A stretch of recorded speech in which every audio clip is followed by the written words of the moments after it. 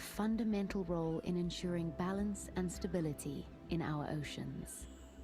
Sadly, this role is jeopardized by overfishing and habitat loss. Around 3 billion people rely on fish as their primary source of protein.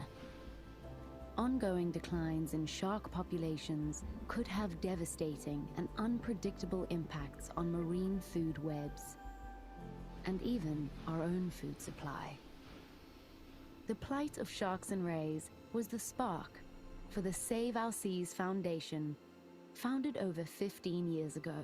Through the funding and support of research, conservation, and education initiatives, we are dedicated to safeguarding the future of sharks and rays.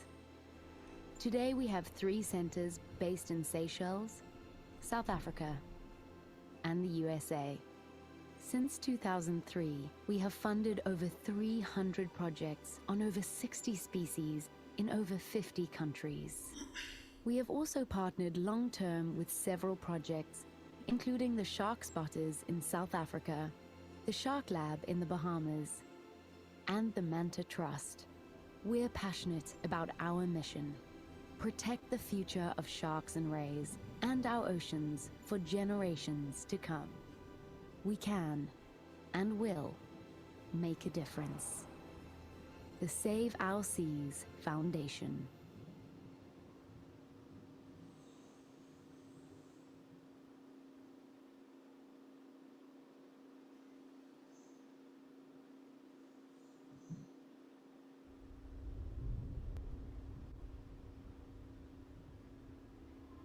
I used to actually be terrified in any water where I couldn't see the bottom.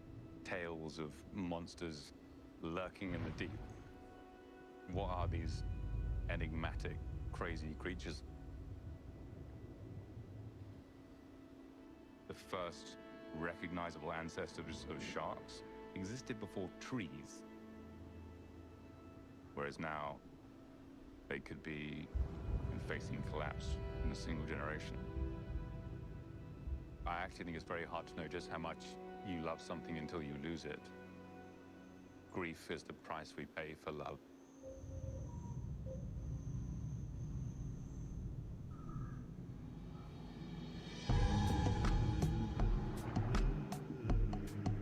The thing that drove me on this path was a pure passion for the animals themselves. I didn't start out wanting to save them because I didn't know that they needed saving or help.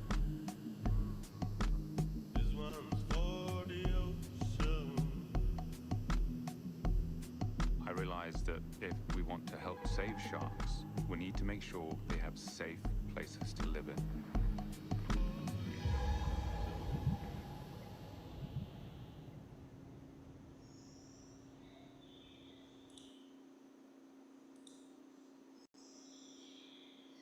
Hello, everyone, and welcome to tonight's Save Our Seas Foundation Distinguished Speaker Series. My name is Lance. I'm coming to you live from the Museum of Discovery and Science here in downtown Fort Lauderdale. We're so happy to have you all here tonight. Tonight we have a great speaker lined up here to talk to us all about marine mammals and the work that they're doing in that area. Jeremy will be joining us from the Florida International University. I'll introduce him in a moment. But we're just happy to have you guys. And just for the record, this is not a Zoom background. This is a real life to scale megalodon. So don't worry, he's not real. But thought we'd be on the floor of the museum tonight. It'd be nice. So.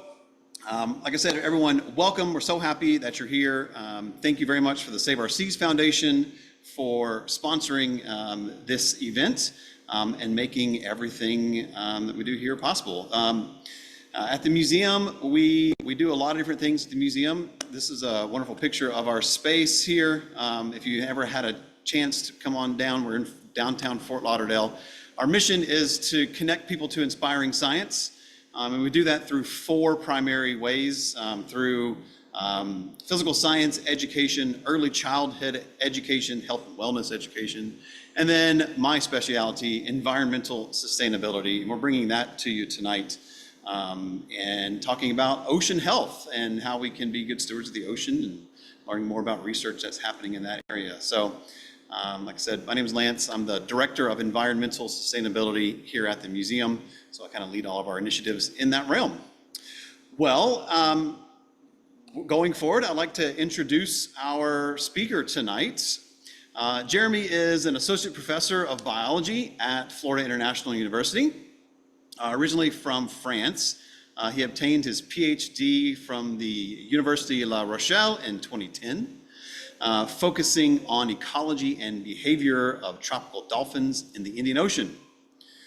His research focuses on how marine ecosystems shape the behavior of marine mammals, whales, dolphins, and manatees, and how these large animals affect marine communities and ecosystems dynamics from the tropics to the poles. Jeremy's everywhere. Another important part of his work also consists in quantifying and mitigating the impacts of human activities on multiple species and populations. So as a professor, Jeremy enjoys learning new aspects of the life of these fantastic animals and sees his students making an impact on science and conservation every day. So Jeremy, welcome to the Save Our Seas Foundation Distinguished Speaker Series. We're happy to have you. Thank you so much, Lance, and thanks for inviting me for this event. Of course, of course. I'm especially looking forward to hearing all about your research, especially with the stuff you're doing, the blue whales in the Seychelles, and where in between pole to pole, it sounds like you're doing interesting stuff. So, yeah. I'll do that. So do you want me to share my screen right now and get started? Please go ahead. If you wouldn't mind, go ahead and take it away. You can share your screen. And while Jeremy's getting his slides up, just a reminder for everyone that's joining us live this evening, if you have any questions while the presentation is going on, please feel free to ask. Put them into the chat. I'll see them and I'll ask them on your behalf to Jeremy. We'll have another few minutes at the end for dedicated Q&A. So as we're going through, go ahead and type any questions you might have in the chat, and yeah, that'll be it. So Jeremy, take it away.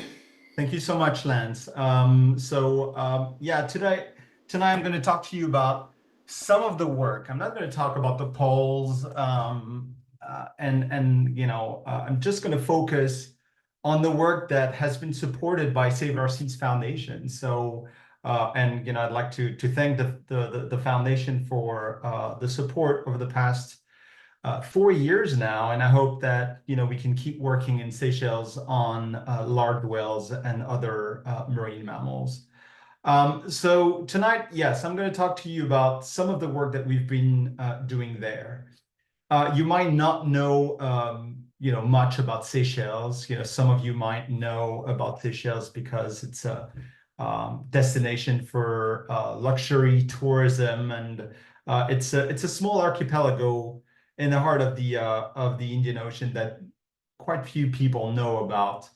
But that's a pretty amazing place to work on any, you know, on marine biodiversity in general, and more specifically on whales and dolphins. So I'm going to focus on some of the work that we've been doing with my collaborators. So Doctors Michelle Caputo, Kate Stafford, Ella, Nancy, and Rachel Poole. These ladies are either from US universities. Michelle is from New England University, Kate is from Oregon State, and Ella and Rachel are from Seychelles.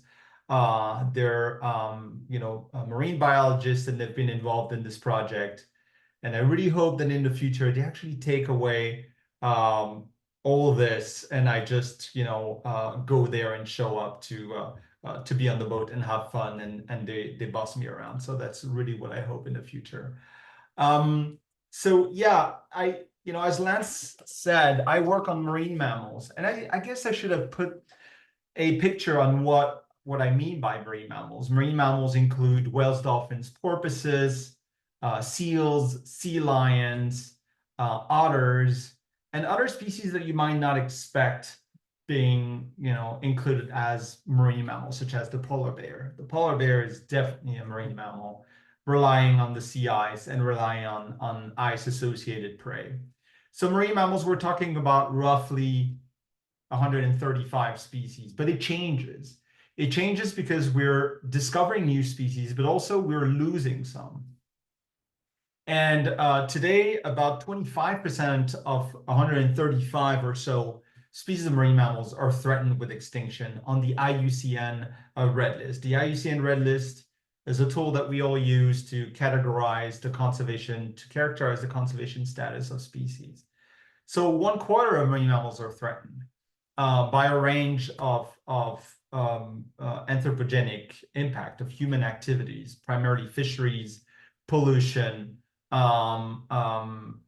so bycatch, the incidental capture of these animals in fisheries, habitat degradation, climate change. And while some species are recovering from whaling, such as large whales, many others, I wouldn't say most of them, that would be too negative or too pessimistic, but many of them are currently declining, not because they're directly exploited, they're hunted. No, just because of the indirect effect of human activities. And just at the bottom of my screen here, I just want to illustrate a few species. The Steller sea cow, it was a giant manatee. These guys were discovered during the 18th century, and 25 years after they were discovered in the Pacific Northwest, they were brought to extinction because of hunting. This animal here, this is a seal. This is a Caribbean monk seal. We used to have seals actually here in South Florida and throughout the Caribbean. And the last individual that we saw was sighted in 1954, 1952, around those years. But they were brought to extinction because of human activities, hunting and habitat degradation. So it lost for good. And, so whenever you see those beautiful beaches in South Florida, think about, the fact that we had this amazing species. The Bryde, this dolphin, a river dolphin endemic to China, is gone now because of pollution and because of fisheries and their incidental capture in fisheries, the Bryde, the Yangtze river dolphin. And the one on the right is probably a species that you've heard of. It's one of the smallest cetaceans in the world. That's the vaquita. It's a small porpoise endemic to the northern Gulf of California. There's probably about 6 or 7 left. So, the species might disappear soon if we're not doing anything.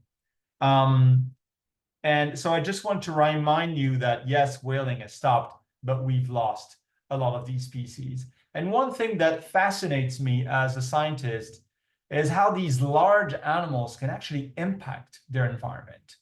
And they can impact the environment through multiple mechanisms.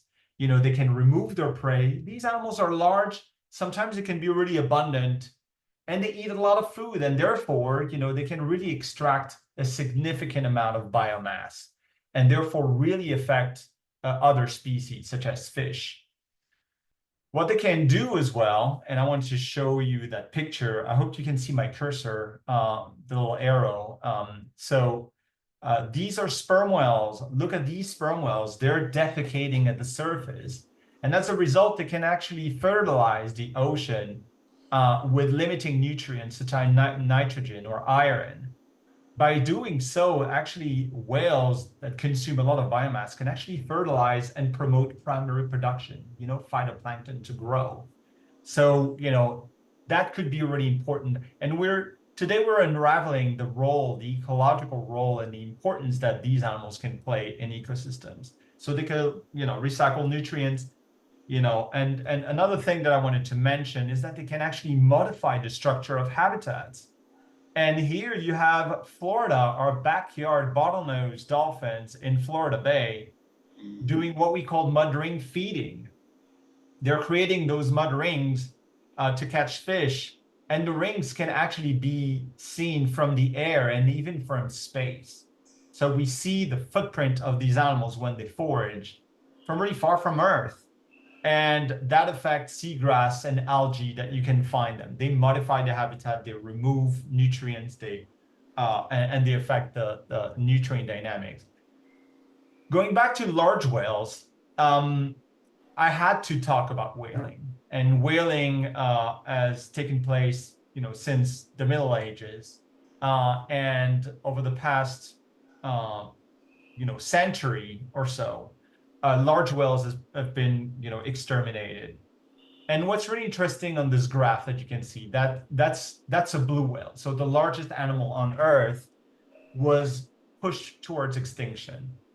This graph, so on the y-axis here, you have the number of catches in tens of thousands, and then you have years here from 1900 to 2000, and you have pretty much trends in catches of these large whales. Look at blue whales in green. So you see that this species has been exploited sometimes up to 30,000 a year. That's monumental. But very quickly, these animals cannot withhold like significant levels of captures. Those animals reproduce really slowly. So once you start catching them, you can bring populations to the brink of extinction. So we started with blue whales, and then, when blue whales disappeared, and it happened really quickly in the 1930s, like probably 1935, let's say 1940, they were almost gone. So we started with, fin whales. Fin whales are the second largest whales. We exploited fin whales pretty much to the brink of extinction. And then we went to the next largest, third largest whale, the sei whales, and so on. And we ended up with minke whales. So, these animals have experienced massive levels of exploitation. And now some species are recovering, others are not, unfortunately. Jeremy, can I ask you a quick question about that? So when you're talking about 30,000 whales being caught in a year, how much of the total population, what percentage-wise does that make up? Well, that's difficult to know. Yeah. We didn't know exactly how many whales there were at the time. We've been able to reconstruct, population sizes.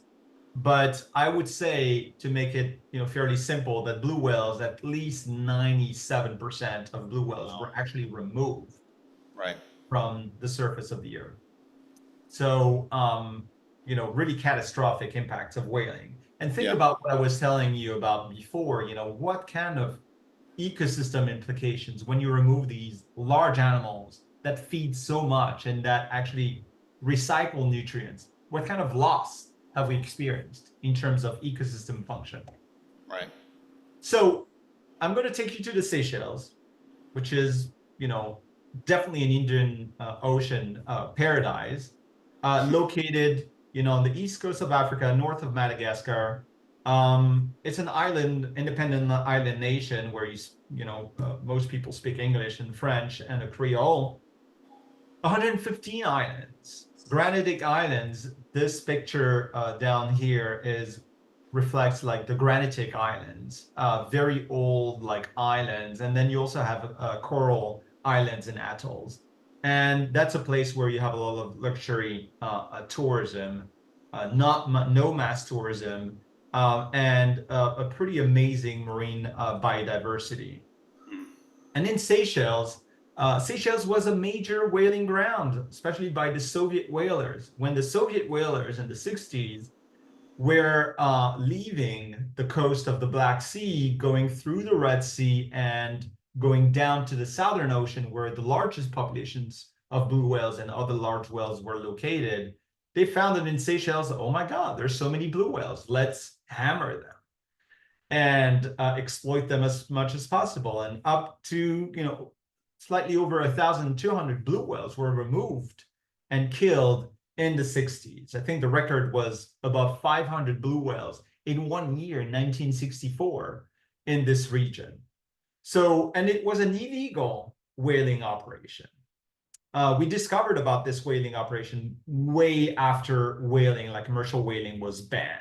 And we're talking about the 1990s and 2000s. The Seychelles is also a nation that took a major initiative by protecting forming the Indian Ocean Sanctuary, proposing to the International Whaling Commission, that the body that regulates whaling, especially commercial whaling. Well, they proposed the Indian Ocean Sanctuary in 1969. So, the Seychelles really wanted to lead conservation in this country. But, besides the whaling records and the good willing of Seychelles to protect whales, we didn't know much about what was going on there, and if we still had blue whales and any other whale species. And before 2020, we knew that about 16 species of whales and dolphins were known to occur. And what you're seeing, these different maps, are just like opportunistic surveys, like boats that were not necessarily dedicated to whale sightings and whale surveys, but they went through these regions, and a few scientists have been able to go on board and document what species were present. So, that's how we knew that there were at least 16 species recorded. Jeremy, before you go on too much, I just wanted to ask a question that was from the audience here. That was about you've been talking about whales and them being hunted. Could you just shortly tell us why whales? Yes, of course. Yeah, no, I didn't mention that, but the main reason why whales were hunted is their blubber, their oil, primarily oil, that was used in industries. Different industries, but it was primarily for their oil. People did not eat them. So, once the blubber, the fat of the blubber was removed from the animals, the rest of the carcass was discarded. Right. So, a lot of waste. Thank you for the clarification. Appreciate it. So, in 2009, 2010, France and my former university in La Rochelle on the west coast of France, we undertook a massive aerial survey. So we used plane to actually survey the entire region of the southwestern Indian Ocean, including Seychelles and a number of French territories. We worked with Madagascar, and we surveyed different regions. And this was really the main initial source of information that we had on in Seychelles, at least, and showing that we have lots of species, more than 16, like probably over 20 species of cetaceans at fairly high densities compared to other regions, such as the Mascarene Island. You look at Seychelles, Mascarene Islands, the difference was pretty substantial. And we just realized that densities of both marine mammals and seabirds were fairly high in this region. They were also high in other parts of the southwestern Indian Ocean, such as the central part. I don't know why it's going forward all the time. The central part of the Mozambique Channel, which is the channel between the mainland Africa and Madagascar. But we also saw that for seabirds that we had super high densities of seabirds. So what does it mean? Well, it means that this area has a lot of predators, so probably a lot of biodiversity that these predators can actually feed on. And a few species that you probably know about that are particularly abundant and that were found to be abundant with these surveys are sperm whales. It's the largest species of toothed whale with a large brain. It's pretty much like the elephant of the ocean. They live in families. And then, short fin pilot whales is like a large species of dolphin, and Risso's dolphin, another large species of dolphin that has very weird scars and a very white pigmentation, coloration, because these animals socialize so much that they scratch each other and they end up being completely white. What about blue whales? Well, besides the whaling records, we didn't know anything about the largest animal on Earth. How surprising. And that's the case in many other places around the world. But in 2010, people started collecting records, and I've been working in the Indian Ocean for, since 2003. I was an undergrad student. And I started hearing reports while working in other places in the Indian Ocean. I was working in Eastern Africa, Madagascar, and people, some people were telling me, oh, I've seen blue whales in Seychelles. Oh, really? And 2019, I was like, I got to do something. I have to go there. And a few months later, huge luck, a group of cinematographer that worked extensively on, a Blue Planet and on a few Netflix series, and working with the BBC. Actually, the sound engineer was working with the Queen very often and the royal family.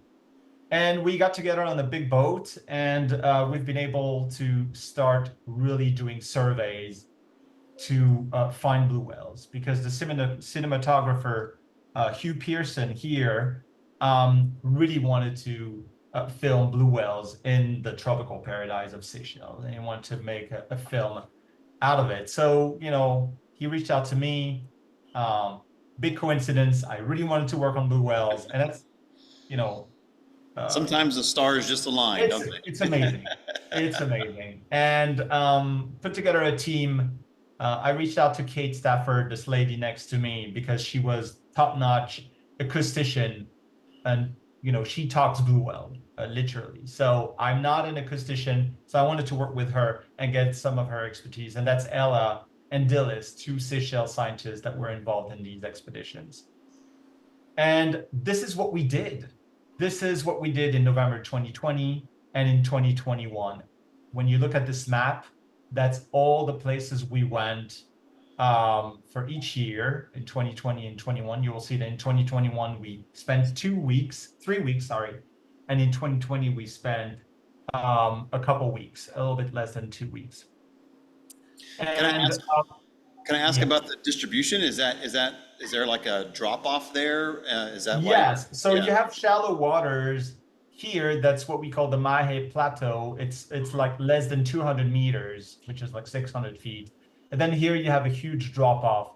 And we knew like some of the blue whale records were pretty much in that area. So that's why we, really concentrated our efforts. We spent like 5 weeks, if you accumulate all the days between 2020 and 2021. We spent 5 weeks. And what was absolutely amazing, and when I talked to other colleagues working on marine mammals everywhere around the world, and I've worked in many different places, probably like 30 places around the globe on whales and dolphins, we collected 200 sightings. So we saw, a lot of whales, 21 species of whales and dolphins. That's absolutely insane. I've never seen such a diversity of species. So I was definitely happy that I got to be there. And some of the rarest whale species in the world. That's probably one of the best shot of the Longman's beaked whale. It's a beaked whale. It's a toothed whale. It's about 7 to 8 meters long. And that's probably one of the clearest shot, because I was probably like 15 meters far from these animals. And it was a group of 100 animals. So it was absolutely extraordinary. I collected biopsy samples with a crossbow to get some skin and blubber tissue from these animals. And we've been able to do some genetics, which was never been done before. So, in short, phenomenal place for large whales, and also some of the weirdest, rarest whales and dolphins. I just don't want to bother you with the details of these maps, but that just like shows all the dolphin species that we've seen. That's on the left.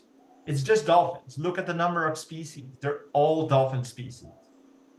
On the right, we have these weird deep diving whales, sperm whales, and what we call beaked whales and dwarf sperm whales, things I'm not even, getting to the details, but some of the species that we know the least in the marine mammal communities. And those on the left are the large whales that we've seen.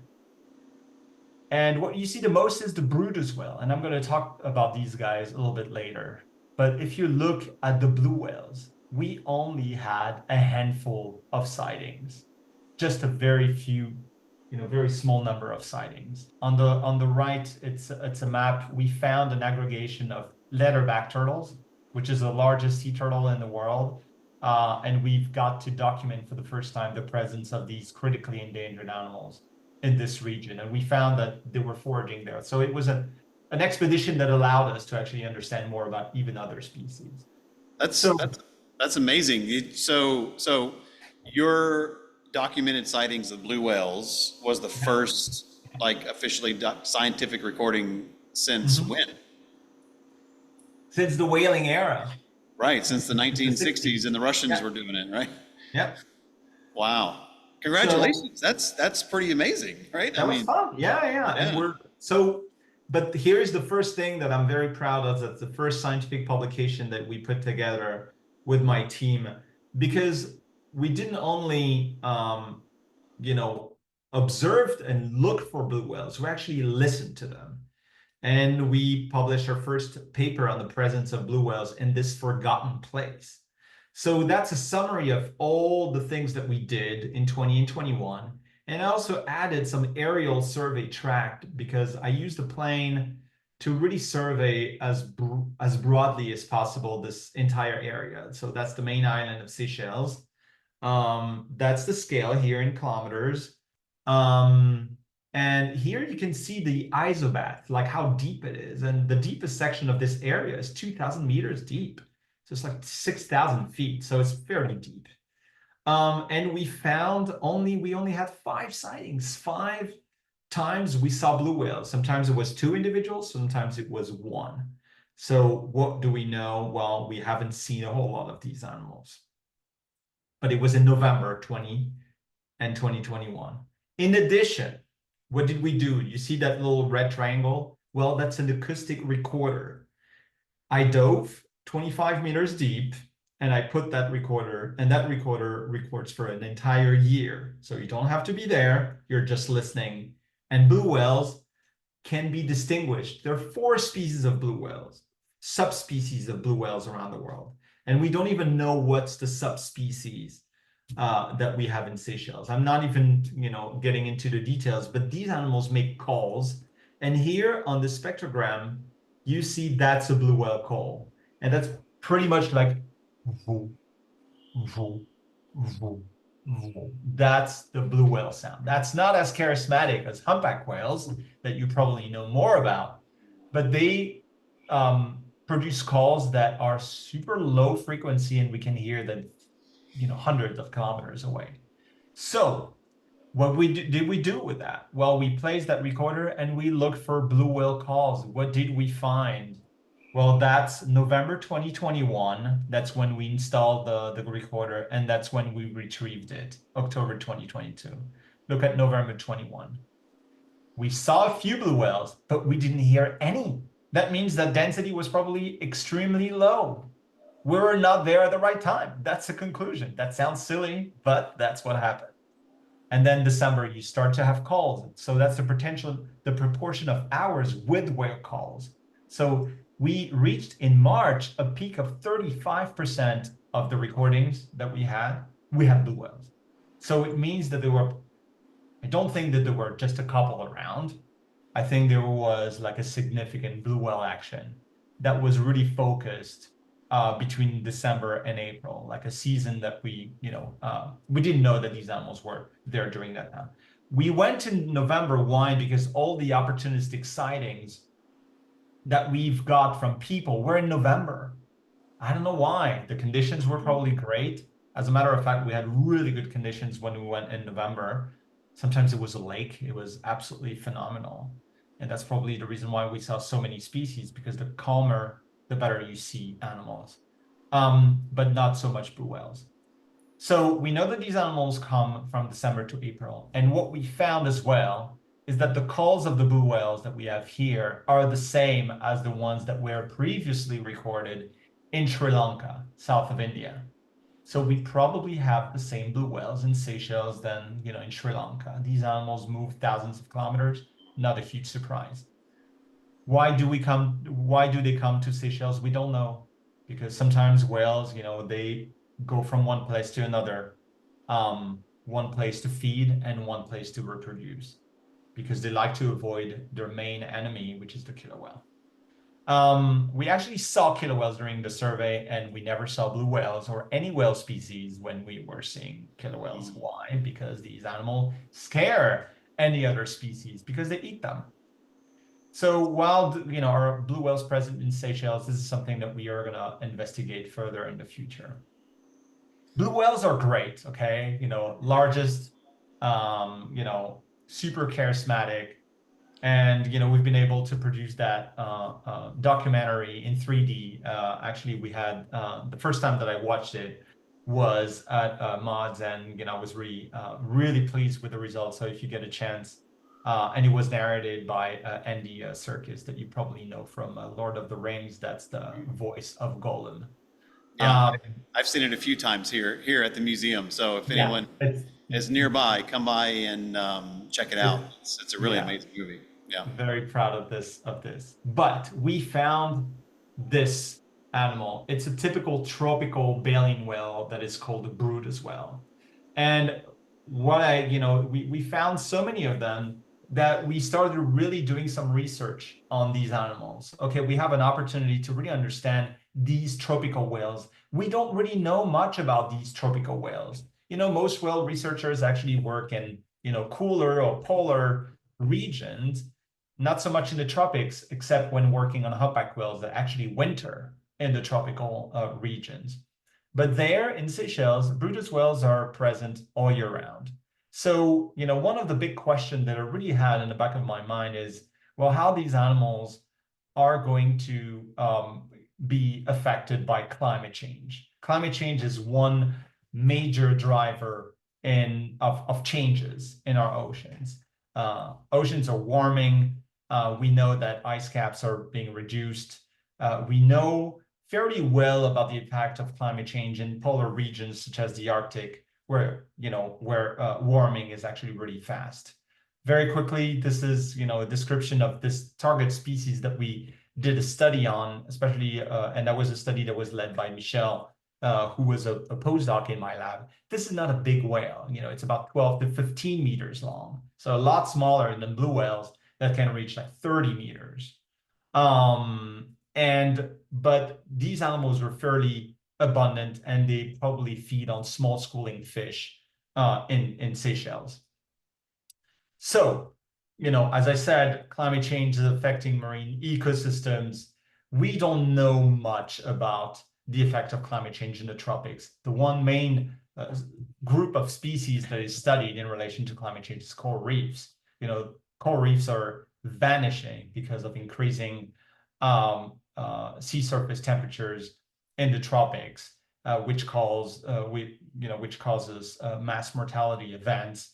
But we have a limited understanding on how climate change is going to affect whales and dolphins in these tropical regions. And as a matter of fact, they might be the winners of climate change. They might be losers, but they might be winners. Why? Because we're expected to see more tropics than today, right? With increasing sea surface temperature, you have what we call the tropicalization of subtropical and warm temperate waters. So the amount of tropical and water is expected to increase in the future. So that's really what we wanted to do, and we want to really understand how climate change could impact those whales.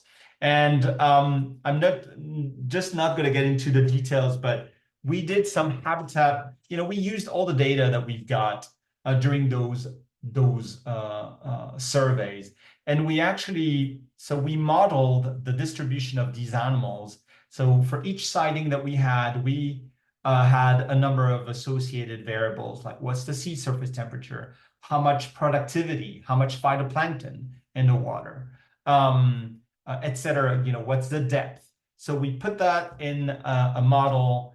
We put all our sightings, all the satellite-derived data, and we actually try to understand what drives the distribution of these whales, especially in our region of interest in Seychelles. But we also have predictions now. There are different scenarios that have been proposed that will, those scenarios are here. So, worst, best case scenario, we might have a decline in temperatures, we might have a slight increase, or we might have a dramatic increase, especially if we're not doing anything to address climate change. I mean, if we're not addressing climate change, like in 2100, the world is going to look very differently. So, not us, but children and our grandchildren definitely going to see the effect of climate change, and that's the Earth are just not going to look like this the same. So again, we used all these sightings. We also wanted to know, okay, we are seeing so many Bryde whales in Seychelles. How does it, what about other places around the world? And when we're just basically compiling like the number of sightings per survey day, we're seeing that in Seychelles, I mean, our sighting rate was to the roof. Our mean sighting rate, like the mean number of sightings that we're getting per day, like in Seychelles was 3, but sometimes we had like 15 sightings, sometimes 0. But compared to other places like Hawaii, the Gulf of Mexico, South Africa, New Zealand, Gulf of California, like all places where you have Bryde whales, well, the sighting rates were a lot lower. So definitely maybe a global hotspot for the species. So we did all that modeling that I'm talk to you about, and I'm going to ask you to just focus on the map on the left. So it's the current model distribution. This is what we're getting, maps of predictions of where these animals should be. And it aligns really well with all the sightings that we had. High densities in the northeastern part of what we call the Seychelles Plateau. It's a big continental shelf, and on the edge of this continental shelf, probably because there are currents that are bringing nutrients, well, you have high densities of Bryde whales.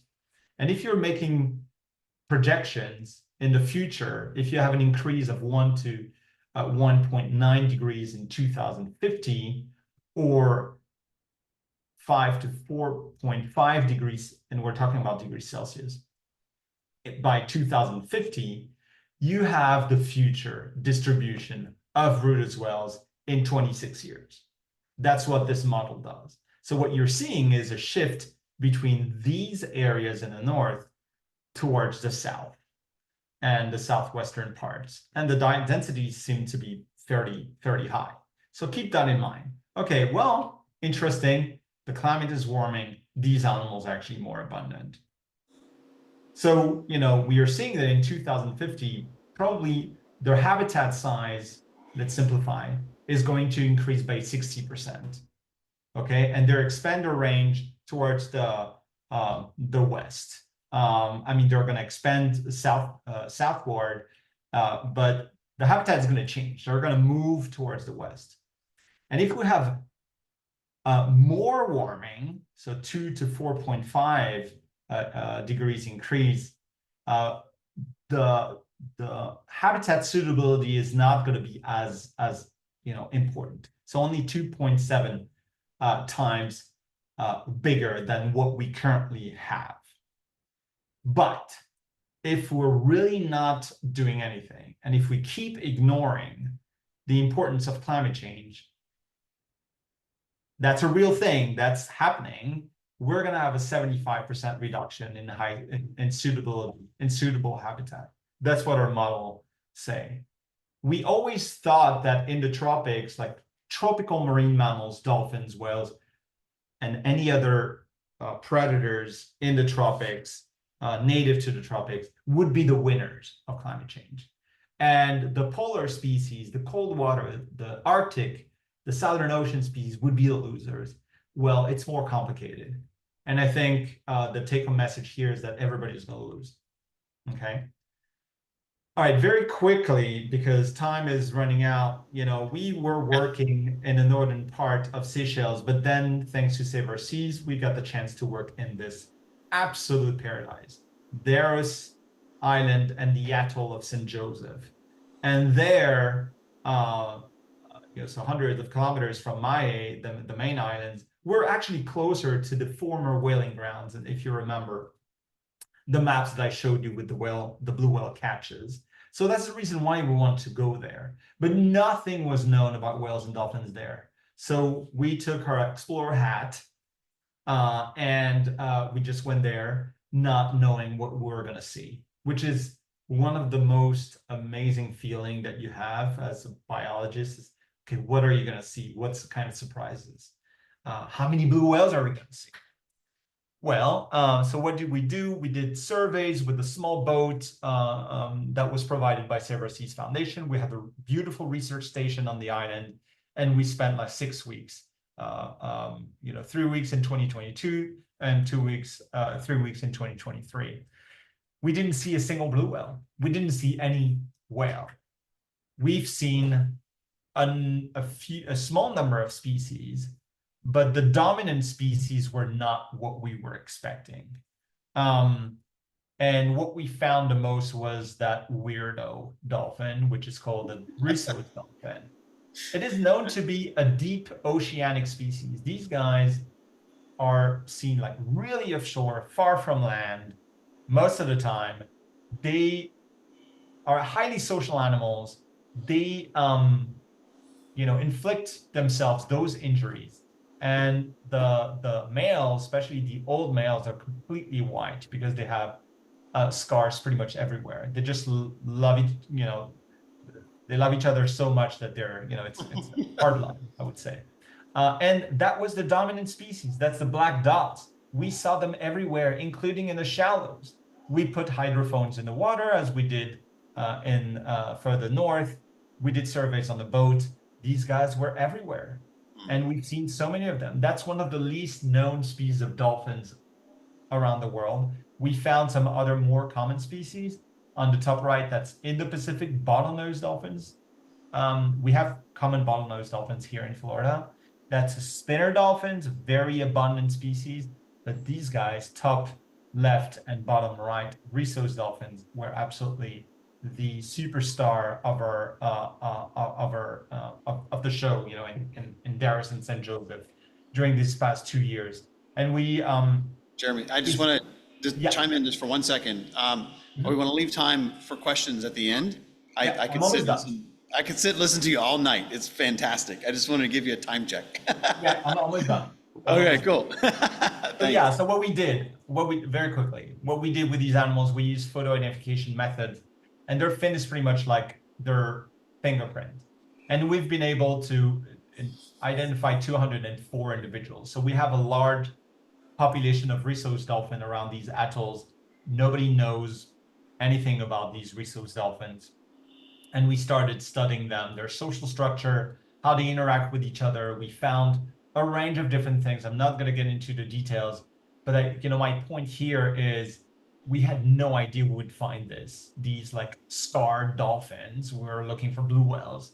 That's the work as a biologist. And when you explore new places, you just find new things and you develop your curiosity towards something else. That was, the kind of like the take-home message. We found that there were segregated groups. You had the males just between them. Then you have groups of just females and their calves. They would see each other. They would just avoid them, each other like the plague. That was really visible. So, new things that we learn about these animals, what they do around the atoll. And what was really baffling was the fact that these guys were seen at such small, like shallow waters. Why do they do that? Well, one of the main hypotheses is that offshore, they're probably experiencing the risk of predation from larger animals. And we suspect that in Seychelles, which is not something that you usually see in the tropics, but there are probably a lot of killer whales. And what they're doing is probably coming close to these islands and atolls to rest and socialize during the day. Then they leave to feed on their preferred prey at night, but at least they reduce by half the amount of time they spend offshore to reduce the risk of being killed, especially when you have calves. You have to do that. I'm just going to conclude by one thing. I work with whales and dolphins. I've worked with other species. But what's really exciting to me now is the work that we can do collectively with shark researchers, with sea turtle researchers, with seabird researchers. That's a drawing of an idea that I had that I submitted to Save Our Seas Foundation for new research. And the idea is really to understand how these animals impact coral reefs. And the big question that we want to answer is, well, do these large marine animals, like who are the big players? Are dolphins more important than seabirds or vice versa? Who's more important? Yeah, there are probably species that are more important than others. And how do they affect coral reefs? How do they affect seagrass beds? Do they make coral reefs more resilient? That's one of the big questions we're really interested in. And I'm going to conclude here. This is Michelle and Rachel. They were part of my team in Darras and St. Joseph. That's our little house on the island. We're straight right on the beach. That's the Save Our Seas Foundation team and staff. And we had a time of a lifetime, there working, and we hope to be back really soon. And I would like just to thank Save Our Seas Foundation and University of Seychelles for really supporting us for this project. Yeah, well, I mean, such amazing work. I mean, you're discovering new things. I mean, what you said it yourself, like it's as a scientist, what's better to go out and discover something unknown, right? I don't know what we're going to find. Oh, you found this amazing population of unknown, rhesus dolphins. And when you're in the field, like out there, observing wildlife, observing animals, that's how you start asking yourself like these questions. Okay, you work on your dolphins, your whales, but what's the bigger picture? Like, how do they matter? They matter to people that we know. But one of the things that I'm really interested in is that how do they matter for ecosystems, and what kind of difference can they make? And what's the benefit of preserving these vulnerable species? Right. You can protect them for what they are, which I think is the right thing to do. Right. But you can also create incentives to governments and say, well, those are really important because they sustain fisheries. Why? Because they produce, they recycle nutrients. Ecosystem services and these kind of things too, right? Yeah. They have Exactly. there's more than just the intrinsic value of the species. There can be economic value in keeping the species and supporting species all over the world, right? Yeah. Well, I know you showed us a little bit about how you would expand, and there's so many unanswered questions. I mean, the fact that you said blue whales, that there's subspecies, and like we just don't know about the largest animal. Yeah. So how can you elaborate just a little bit more on what would you do to expand this project? How do you see all these different researchers fitting together? What I really would like to do is actually work with these other researchers. When I put that illustration, the idea is really to work with the seabird people. I never work with seabird people. I never work on seabird. I can barely distinguish two species of terns, and I've worked a lot on sharks. I've done some work on sea turtles. What I really would like to do is start actually addressing these broader questions, just beyond focusing my research on these on dolphins and whales. Right. I'm really trying to understand their ecosystem impact. But I must say that there's so many gaps that we have.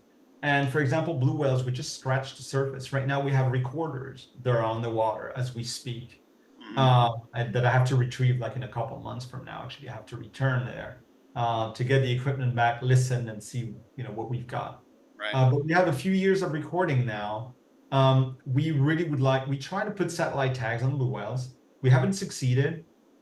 The attempt actually is shown in the film, but we didn't have a whole lot of opportunities to get really close to the blue whale, because you got to be 5 meters away, less than between 12 and 15 feet. Think about being 12 to 15 feet next to a 25 meters long blue whale. I mean, it's not something that happens all the time. And since there were not a whole lot of blue whales, we didn't have a whole lot of shots. So, we tried, and what we want to do is go back during the peak season. Right, and now you know when it is, satellite right? tags and see where these animals are going and why they're here. How do they use the area, and what kind of environmental parameters affect their presence. Cool. So we have a few questions rolling in from our live audience. We'll get to a few of them. Let's try to we'll do a lightning round for a few questions. You were talking about, you're showing some graphics about how whales migrate across the Indian Ocean and across the entire ocean in some cases, right? Down to the Southern Ocean and beyond. The question was, how are these whales protected when they migrate through international waters. The Seychelles may have great protections for these whales, but when they go to, off the coast of somewhere else or in between, are there any protections for whales and for? They're not protected, and Right. there's a lot of sanctuaries that are just like on paper sanctuaries. Oh, this is a whale sanctuary. Well, you have no idea what's going on out there. So, Right. okay, you're forbidding like commercial whaling, but then, these animals are affected by sound. They're acoustic animals. So, noise pollution is a major problem for them because it affects communication between, amongst individuals. And if these animals are not communicating properly, they cannot find each other Right. and they cannot reproduce or help each other to find food. So noise is a problem. Vessel collisions is another problem. And even in national waters in the United States, I mean, I don't know if you're aware of the North Atlantic right whale, but it's a species that is only present on the east coast of the US and in Canada. And sorry to say, but we're not even capable of saving this species. They're going to vanish because of incidental capture in fishing gears. We haven't been able to manage this. Vessel collisions, including in Florida, we had like a few lethal collisions because they were produced in Georgia and in the Right. northeast, along the northeast coast of Florida. I mean, so they're protected, yeah. And in practice, I mean, in theory, they're protected, but in practice, I mean, there's a lot of things that we have a hard time controlling. So Yeah. science can inform, management, but the political will to protect these animals is, you need to do a lot more. And Right. today, we invest a lot in science, but scientists are not. A lot of people don't like to listen to scientists. And That's where science communication comes in, and places oh like the yeah, museum, or in like situations like this, when you have scientists such as yourself that are good at oh speaking. yeah, because we're delivering like the messages that are inconvenient sometimes, Yeah. especially for a political agenda. So but you have to most people are in favor of protecting these animals, and so I mean conservation is a very complicated Yeah. uh, thing, and I'm not necessarily like I not all my work is only about conservation, but I found it sometimes like very difficult to pursue our efforts Yeah. whenever we're seeing that things are not getting better. Yeah. Uh, Well, that maybe leads me into, the last question for you is how can the people listening tonight, people that'll watch this recording later, how can we get involved? yeah. What's the best way to follow you in your research, but then also make change? Yeah, no, well, you can see what we do through our social media. We're on X, Instagram, and Facebook. So you can definitely follow us. But like get out there. I always like, how can I help? Well, first get out there. Like, in Florida, we're so lucky. Like there are some amazing things and see what's happening. See, our seagrass are declining and manatees are, declining. But there are other things that are actually working. And when we're working towards like seagrass conservation and by reducing the nutrient that we're bringing from land, oh, seagrass are growing again. So there's solutions. So, it's difficult to tell people, oh, you should do this or that. But, there are many things that, as a citizen, you can do. You can act in local NGOs. You can vote. You can, just be out there, understand how nature works, observe nature. I mean, this is such a privilege. But I try to ask my students and people like get out there. We see like some amazing things, Right. and there's a lot of people caring, a lot of people involved, giving their time to reach out to people and to educate people to raise awareness. There are hundreds and thousands of things that you can do. You just need to Yeah.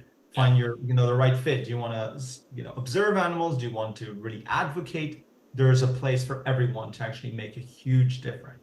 Yeah, so get out there, get involved, find like-minded people that want to do something that you're passionate about. Yeah. Yeah, well, that's great. That's a great note to leave it on. Thank you, Jeremy, very much for joining us this evening and showing us your groundbreaking research and all the amazing things that you're doing. All fun and amazing, and you know, I'm very grateful every day for the job that I'm doing, and I don't take it for granted. Oh, that's good. Yeah, yeah. Well, I mean, hopefully, you know, people are listening that might want to follow in your footsteps, become a researcher. And you can do it. Yeah, it's never too late. I could do it. I'm not the smartest, and I've been able to do it. Right? Yeah, it's all about amazing. Yeah. Yeah, following what you want to do and just going out to do it. Well, thank you again very much. We really do appreciate you joining us this evening. My pleasure. Well, join us next time as well. We would love to have everyone come back on our next Save Our Seas Distinguished Speaker Series evening. It'll be on August 15th. We'll be featuring researcher Rafid Shidki from Indonesia, talking about thresher sharks. Really, really cool, amazing shark, super long caudal fin in the back. But talking all about their research. You can sign up with the QR code that's there, or go to mods.org/STEM Learning Series. Same time, August 15th, 6 to 7 p.m. Eastern. We'd love to have you there. Again, thank you very much to the Save Our Seas Foundation for having us and hosting the series. Thanks again to Jeremy for joining us tonight, and look forward to seeing everyone next time. Thank you so much, Lance. Thank you. Everyone have a good Bye-bye. evening. Have a great evening.